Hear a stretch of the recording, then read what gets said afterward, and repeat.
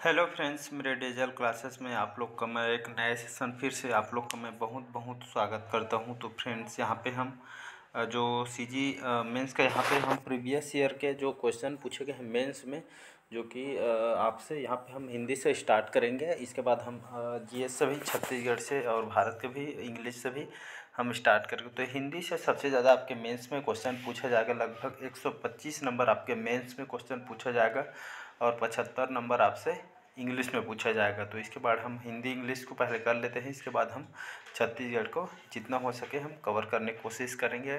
तो अभी से मेंस का तैयारी से स्टार्ट कर दीजिए, क्योंकि जो मेंस का सिलेबस है पुराने पैटर्न पे जो कि अभी तैयारी कीजिए। फिर जैसे नया पैटर्न पे आता है तो नया सिलेबस अगर जारी करता है तो फिर देखेंगे, आएगा तो तब तक जो पुराना सिलेबस दिया है उसके हिसाब से चलिए, क्योंकि आपके पास बिल्कुल भी टाइम नहीं बचेगा, किसी भी समय आपका आ जाएगा रिजल्ट। इसलिए पहले से मेंस की तैयारी कीजिए। और भी कोई भी एग्ज़ाम की प्रिपरेशन कर रहे होंगे तो तैयारी करेंगे तो ऐसा नहीं है कि मतलब कहीं काम नहीं है, कि ज़रूरी काम आएगा। चाहे आप कोई भी एग्ज़ाम की तैयारी करें तो सभी एग्ज़ाम के लिए काम होगा। तो यहाँ पे जो CGSI का जो 2012 में मेंस का जो पेपर हुआ था लगभग, तो ये आपके 2012 के मेंस के क्वेश्चन पेपर है, जो हिंदी और इंग्लिश से सबसे ज़्यादा क्वेश्चन पूछा जाएगा आपसे। तो हिंदी का है, इसके बाद इंग्लिश और छत्तीसगढ़ी के स्टार्ट करेंगे। तो ये हमारा लगभग हिंदी के स्टार्ट कर रहे हैं। तो चलिए स्टार्ट करते हैं। आपके 2012 का है, तो यहाँ पे कौन कौन सा जो व्यापम द्वारा आंसर लिया गया तो उसको यहाँ पे मैं चिन्ह लगा दिया हूँ। तो पहला क्वेश्चन देखते हैं, हिंदी का है, याद रखिएगा। तो च वर्ग की ध्वनि किस वर्ग में आती है? तो आपके कंठ्य, दंत्य, तालव्य या दंतोष्ठ। तो इसका जो सही ऑप्शन जो व्यापम द्वारा लिया गया था, सी ऑप्शन लिया गया था। च वर्ग जो ध्वनि किस वर्ग में आती है? तो आपके तालव्य में आती है। तो च वर्ग में आपका कौन कौन सा आता है? तो आपके च, छ, ज, झ, ये सब तालव्य वर्ग में आती है। तो उसी तरह च वर्ग की जो ध्वनि आपके तालव्य में आती है, तो च, छ, झ और यह आपके तालव्य वर्ग में आती है। तो वर्ड आपको आना चाहिए। तो हिंदी में इसका जो पूछा था, च वर्ग ध्वनि आपके तालव्य वर्ग में आती है। तो इसका सी ऑप्शन करेक्ट हो जाएगा। दूसरा देखते हैं, पंचमाक्षरों का उच्चारण स्थान कहाँ पे होता है? तो नाक में, ओष्ठ में, तालु में या दांत में। तो इसका जो सही ऑप्शन हो जाएगा नाक में, याद रखिए। तो पंचमाक्षर का जो उच्चारण स्थान नाक में होता है, याद रखिएगा। ये 2012 पेपर में मेंस में क्वेश्चन को पूछा गया था हिंदी के। तो पंचमाक्षर का जो उच्चारण स्थान नाक में होता है।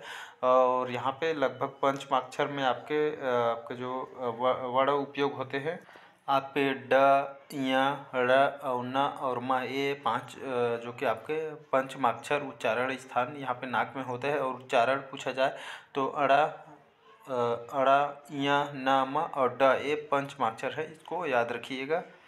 अगला क्वेश्चन देखते हैं। यहाँ पे सूचियों को, सूचितों को सुमिलित करते हुए नीचे दिए गए कूटों में से सही विकल्प के यहाँ पे चयन करना है। तो यहाँ पे जो सही आंसर हो जाएगा डी ऑप्शन हो जाएगा, कपाट। कपाट का आ जाएगा। कपाट आपका तद्भव शब्द है, तो मतलब क का थर्ड हो जाएगा। इसके बाद देखते हैं 11। 11 आपका तद्भव या तत्सम है, तो 11 आपका तत्सम शब्द है। और जो बटन है यहाँ पे हिंदी भाषा, हिंदीतर भाषा है। और ओडम आपका विदेशी शब्द है। तो इसको इसी तरह इसका 3, 4, 1, 2 इसका सही आंसर डी आंसर हो जाएगा। तो ऐसे टाइप के आपके मेंस में क्वेश्चन पूछा गया था 2012 के पेपर में। तो अगर आप बढ़ते हैं अगला क्वेश्चन तरफ। अगला क्वेश्चन देखते हैं, चौथा है, निरोग का संधि विच्छेद क्या होगा? तो निधन रोग, निरोग, निरोग और नि और ओग। तो इसका सही ऑप्शन हो जाएगा ए ऑप्शन, निधन रोग। कई बार एग्जाम में उसको पूछा गया है। तो निरोग का जो संधि विच्छेद जो हो जाएगा वो नी और 2 हलंत है और प्लस और रोग। तो निरोग इसका संधि विच्छेद है। तो इसका ए ऑप्शन करेक्ट हो जाएगा। तो याद रखिए। अगला क्वेश्चन देखते हैं, पांचवा क्वेश्चन है, पावक का संधि विच्छेद क्या होगा? तो पावक का संधि विच्छेद होगा आपका सी ऑप्शन, पाव धनक बराबर पावक हो जाएगा। तो पावक का जो संधि विच्छेद यहाँ पे पाव धन अक। तो इसका सी ऑप्शन करेक्ट हो जाएगा। तो कई बार इसको एग्जाम में पूछा गया है, तो याद रखिएगा इसका सी ऑप्शन करेक्ट हो जाएगा। छठवां क्वेश्चन देखते हैं, सुभद्रा कुमारी चौहान देश प्रेम की भावना में है। तो इसमें जो उच्चारण यहाँ पे जो शब्द दिए, इसका सही उच्चारण यहाँ पे जो सही है इसको भरना है। तो इसका जो डी कवित्री, जिसको सुभद्री कुमारी जो चौहान एक कवित्री हैं, देश प्रेम की भावना से कवित्री हैं, तो इसका जो सही उच्चारण यहाँ पे भरना था, तो इसका डी ऑप्शन करेक्ट हो जाएगा। अगला क्वेश्चन तरफ बढ़ते हैं। 7वां क्वेश्चन देखते हैं। खाली स्थान अतिशयोक्ति में भी अंतर है, तो अतिशयोक्ति, अतिशयोक्ति, अतिशयोक्ति या अतिशयोक्ति, इसका सही ऑप्शन हो जाएगा बी ऑप्शन। तो यहाँ पे सही उच्चारण इस पर भरना था, तो अतिशयोक्ति और आपका अतिशयोक्ति में अंतर है, मतलब बी ऑप्शन इसका करेक्ट हो जाएगा। आपका यहाँ व्यवहार अत्यंत खाली स्थान है, तो ग्रहणीय, ग्रहणीय, ग्रहणीय या ग्रहणीय, तो इसका भी सही उच्चारण यहाँ पे भरना था। तो आपका जो यहाँ व्यवहार आपका ग्रहणीय है, तो इसका भी ऑप्शन, इसका भी यहाँ पे सही उच्चारण। या ऐसे टाइप के क्वेश्चन 3-4 क्वेश्चन जो कि पूछे गए हैं, तो जब भी पढ़ते हैं हिंदी पुस्तक, तो उसको वर्ड वगैरह, मात्रा वगैरह के हलंत को ध्यान में रख के पढ़िएगा। एक हलंत आपसे गलत हो जाएगा, मतलब आपसे 2 से 3 नंबर कट हो जाएगा, इसलिए जो मात्रा वगैरह उसको भी ध्यान रख के पढ़िएगा। तो इसका बी ऑप्शन ग्रहणीय, जो आपका यह व्यवहार अत्यंत ग्रहणीय है, तो इसका बी ऑप्शन सही हो जाएगा, मतलब मात्रा को आपको ध्यान में रखना है। अगला देखते हैं। इसके बाद देखते हैं 9वां क्वेश्चन। सर्वत्र चंद्र खाली स्थान आपके घिरती हुई थी, तो इसका जो सही ऑप्शन हो जाएगा ज्योत्सना, इसका सही आंसर हो जाएगा।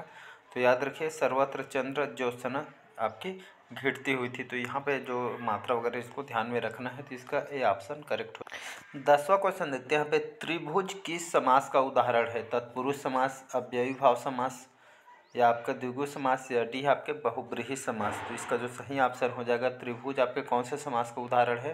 तो आपका द्विगु समास का उदाहरण है, तो इसको याद रखिएगा, त्रिभुज आपका द्विगु समास है। इसके बाद देखते हैं 11वां। चक्रधर में कौन सा समास है? तो बहुब्रीहि, द्विगु, कर्मधारय या अव्ययी भाव समास। तो इसका जो सही ऑप्शन हो जाएगा चक्रधर। चक्रधर आपका बहुब्रीहि समास है, तो इसको याद रखिएगा। क्वेश्चन पूछा है आपके 2012 मेंस में हिंदी में, तो चक्रधर आपका बहुब्रीहि समास है, तो इसका ए ऑप्शन करेक्ट हो जाएगा। अगला क्वेश्चन देखते हैं 12वां क्वेश्चन। तो 11 तो आपका बहुब्रीहि समास हो गया, 12 है निशित का अर्थ है, तो ये आपका निशा में स्थिर रहना है, आधी रात, चंद्रमा, या आपका डी है सूर्य। तो निशित का यहाँ पे अर्थ हो जाएगा आधी रात, इसका अर्थ हो जाएगा। तो आपका पर्यायवाची शब्द से क्वेश्चन पूछा गया था, तो निशित का जो अर्थ है यहाँ पे आधी रात हो जाएगा, तो इसका बी ऑप्शन करेक्ट हो जाएगा। नेक्स्ट क्वेश्चन है। अगला क्वेश्चन देखते हैं। इनमें से तद्भव शब्द कौन सा है? तो सूर्य, क्षीर, शुष्क, अग्नि, तीस, इनमें से यहाँ पे तद्भव शब्द पूछा गया है, तो आपका जो क्षीर है आपका तद्भव शब्द हो जाएगा। तो याद रखें, वहाँ का जो सूर्य, शुष्क, जो अग्नि आपके तत्सम शब्द है, तो इसका बी ऑप्शन करेक्ट हो जाएगा। क्षीर आपका तद्भव शब्द है, तो याद रखिएगा। 14वां क्वेश्चन है हमारा। स्मरण का विलोम शब्द क्या होगा? तो अस्मरण, अनुस्मरण, विस्मरण, या डी है इनमें से कोई नहीं, तो इसका सही ऑप्शन हो जाएगा। तो स्मरण का जो यहाँ पे विलोम शब्द आपका हो जाएगा विस्मरण हो जाएगा, तो इसको याद रखिए। तो 14 का बी हो जाएगा। अगला क्वेश्चन तरफ बढ़ते हैं। 15वां क्वेश्चन है। निम्नलिखित युग्म में से विलोम की दृष्टि से कौन सा युग्म सही नहीं है? तो रिजु, तो यहाँ पे विलोम की दृष्टि से कौन सा युग्म सही नहीं है? तो रिजु का विलोम शब्द यहाँ पे वक्र हो जाएगा, ये सही है। कुटिल का सरल, ये भी आपका कुटिल का जो विलोम शब्द आपका सरल हो जाएगा। और उपयोग का यहाँ पे सदुपयोग दिया गया है, लेकिन ये आपका गलत है। देखते हैं। सार का निस्सार, ये इसका विलोम हो जाएगा, तो सार का जो विलोम शब्द निस्सार हो जाएगा। यहाँ पे देखते हैं आपका उपयोग, तो उपयोग का जो विलोम शब्द यहाँ, तो उपयोग का जो विलोम शब्द आपका दुरुपयोग होगा, लेकिन यहाँ पे सदुपयोग दिया गया है, तो उपयोग सदुपयोग, इसका जो आपका जो विलोम शब्द की दृष्टि से कौन सा युग्म सही नहीं पूछा गया है, तो इसका सी ऑप्शन यहाँ पे सही नहीं है। तो उपयोग का यहाँ पे विलोम दुरुपयोग हो जाएगा। अगला क्वेश्चन देखते हैं 16वां क्वेश्चन। अगला क्वेश्चन देखते हैं। निरापद शब्द का अर्थ पूछा गया है, तो असुरक्षित, सुरक्षित, आपदाओं से घिरा हुआ, या बिना पैरों का। तो इसका जो सही ऑप्शन हो जाएगा बी ऑप्शन सुरक्षित। तो याद रखिएगा निरापद जो शब्द है इसका अर्थ यहाँ पे सुरक्षित हो जाएगा। तो निरापद जो सुरक्षित से घिरा हुआ, ये आपका सुरक्षित हो जाएगा। तो निरापद, इसका बी ऑप्शन सुरक्षित करेक्ट हो जाएगा। नेक्स्ट क्वेश्चन देखते हैं। अगला क्वेश्चन देखते हैं। कोटि शब्द का सही अर्थ क्या होगा? तो लाख, हजार, करोड़, या डी है आपका अरबों में। तो इसका सही ऑप्शन हो जाएगा सी ऑप्शन करोड़। तो कोटि जो शब्द है इसका जो सही अर्थ है यहाँ पे करोड़ हो जाएगा। तो कोटि कोटि हम बोलते रहते हैं, तो इसका जो सही अर्थ है यहाँ पे कोटि शब्द का सही अर्थ है यहाँ पे करोड़ हो जाएगा। तो इसका सी ऑप्शन करेक्ट हो जाएगा। अगला क्वेश्चन देखते हैं, 18वां क्वेश्चन हमारा, कुंजर शब्द का सही अर्थ क्या होगा? तो पीपल, बरगद, तुलसी या नीम। तो ये आपके पर्यायवाची शब्द से क्वेश्चन पूछा गया है।